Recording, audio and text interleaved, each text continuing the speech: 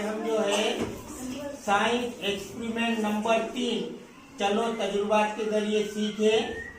आज हम यहाँ तजुर्बा करने जा रहे हैं। आज हम कौन सा तजुर्बा कर रहे हैं कि सूरज ग्रहण किस तरह वाकई होता है।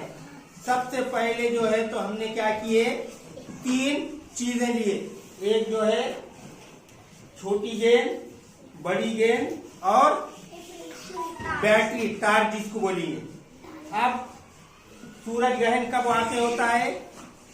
जब सूरज और जमीन के बीच में जब चांद आ जाता है तो सूरज ग्रहण वाकई होते। जैसा कि अब हम आपको यहाँ बता रहे हैं तजुर्बे के जरिए कि सर के हाथ में जो है बैटरी है जिसको हम क्या बोलेंगे, सूरज बोलेंगे।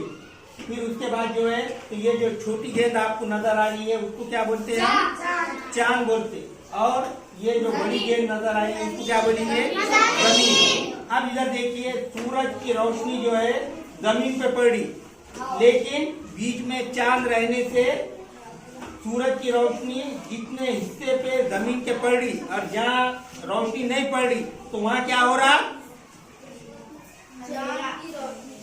सूरज की रोशनी पड़ी क्या जमीन पे? कौन से हिस्से पे नहीं पड़ी? देखो ये यहाँ नहीं पड़ी। देखो सूरज की रोशनी इस पे पड़ने से, सूरज चांद पे पड़ने से यहाँ रोशनी नजर आ गई, मगर इधर है क्या, रोशनी नहीं है। तो यहाँ भी रोशनी नहीं पड़ी तो यहाँ क्या हो जाएगा, सूरज ग्रहण। यहाँ अंधेरा पड़ जाएगा।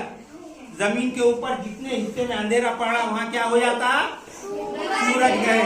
अब जहाँ पूरा मुकम्मिल अंधेरा पड़ा उसको क्या बोलेंगे हम, मुकम्मिल सूरज ग्रहण। और बाकी बाजू में जो है तो थोड़ा सा हमको अंधेरा नजर आ रहा उसको क्या बोलेंगे हम, जज़वी सूरज ग्रहण।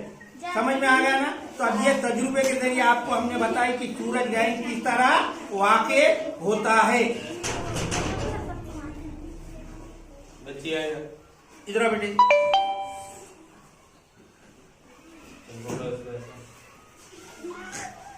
चला बेटे,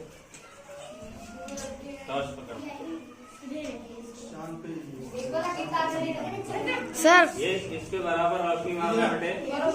एक बच्ची को हमने बोले, बोलो ना आके देख रहे इधर, देख के